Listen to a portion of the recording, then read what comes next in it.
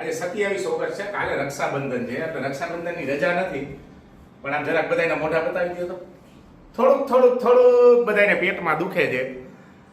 મેં એવું કીધું કે રક્ષાબંધનની રજા નથી ને જન્માષ્ટમીની 4 દિવસની રજા છે, એટલે બધા એકબીજાને છે ને થોડીક કહે. આપણે લાઈવ જ જોઈ તો શું કરશું કયો? મેડમ તમારા જ ચાલુ કરી. મેડમ તમારા જ ચાલુ કરી. હું તો કાલે નથી જ. રજા નથી આપવાનો, એટલે મેડમે કીધું એટલે બહુ એવો સિરિયસ નહીં, આખો દિવસ હું કોઈ રજા નહીં આપું.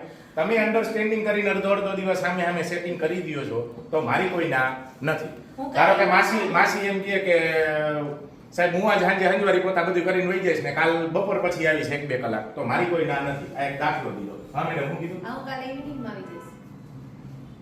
ચાલશે, આ અડધો દિવસ આપણે આવી જઈશું. ઈ તમે નક્કી કરો કોણ આવશે સવારે કોણ સાંજે આવશે.